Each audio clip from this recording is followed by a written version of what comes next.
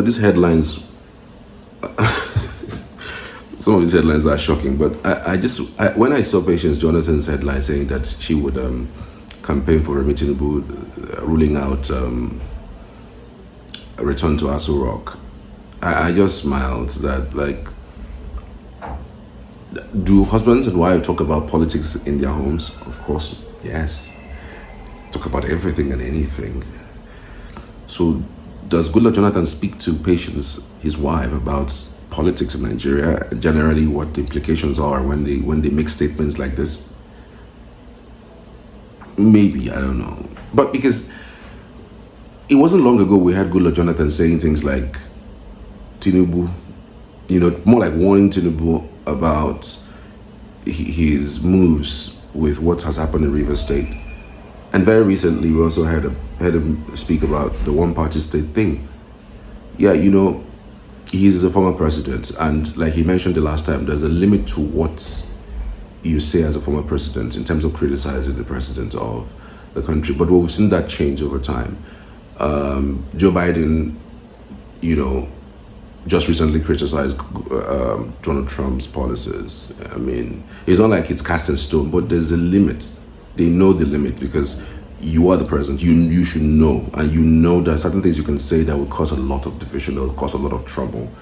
So sometimes they are allowed not to. It's not like it's cast in stone not to criticize the current president as a former president, but there's a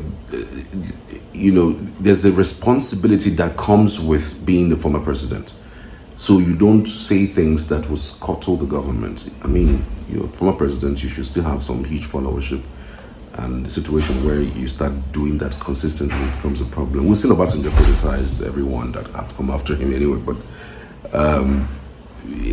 everybody knows Baba for who he is. So by saying that, I should think that Goodluck Jonathan must have also expressed himself in the presence of his wife, saying this thing that this man has done to River State is false. You can't just stand up and remove a governor. It is not done anywhere. Like, you can do a state of emergency, but you should leave the governors alone. You can suspend activities of the governor in that state, but you should never tell them to leave office. Are you kidding me? I mean, there was a state of emergency under Goodluck Jonathan, and we didn't have people, governors, leaving their seat or telling them to step aside, go home. These are people voted you. Your state voted you. So who are you bringing to come and lead the state? It doesn't add up.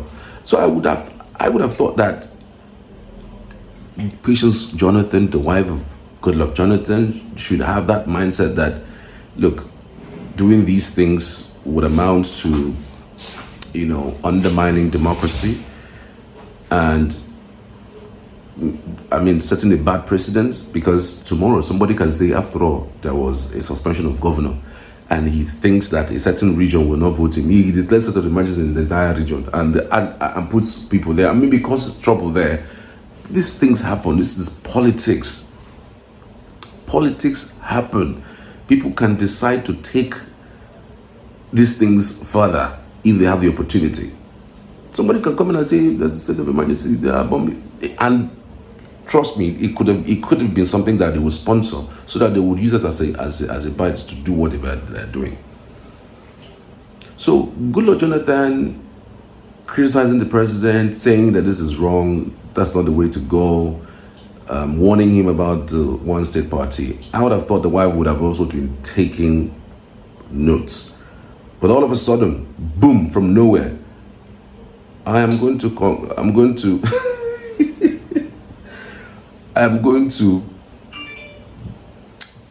basically campaign with Remi Tinubu in the campaign trail that starts next year. Yeah, campaign starts next year, actually. It's here already. The 2027 elections are actually here already. Campaigns are next year. If you don't know it today. The elections are February 2025. So campaigns would start off like, say, October, November of 2026. That's next year. this thing is here. Just in case you're wondering, that you'll be thinking, oh, this is still far away. It's not. Jeez, I just thought about it now and I said, oh, hold on a second. These elections are staring us in the face already. But I don't know. I really don't think we should have a discordant tune from the former president's household. If the former president is saying one thing, let's stick to that thing. Like criticizing the president for doing this, and then you have the wife praising the president and saying, I'm going to campaign for him for 2027. I don't understand it, So let me know though. Let me know what you think. Is it? Do you think that they're divided in their opinions because again they are two adults, just that they're married? But maybe the wife has a totally different opinion and he has totally different opinion, and those opinions are just practically divergence because of their, what they hold dear. Yeah, you could have two brothers, two sisters who differ in terms of opinion about certain things. But I don't know how it works with former presidents. I've never been president before. But yeah, I've had somebody who has totally different opinion even in my household. So I would assume that this is actually one of those experiences where you have two adults in the house that are married, yes, husband and wife, mother, father, but a totally different opinion about a certain individual. But how would it even look like? Let's tell me what you think though. I don't know. Just let me in on what you think. I'd love to hear from you as always. God bless. Sometimes a weak king will come and the empire will even go, but then this empire continues to endure. So King Clark has done his best. It's left for us to believe in his own vision for life and his own philosophy. When my good friend Michael Zakome spoke, he talks about the issue of one-party states.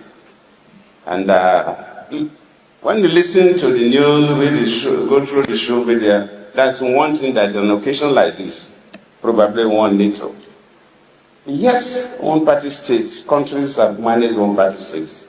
Yes, one-party state may not be an evil after all, because Julius Nyerere of Tanzania used one-party states to stabilize his country in their early days of independence.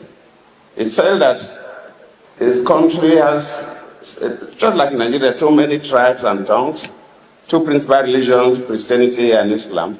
If he allowed multi-parties, some parties would toe the lines of religion, some would toe the lines of tribes, and unity would be difficult.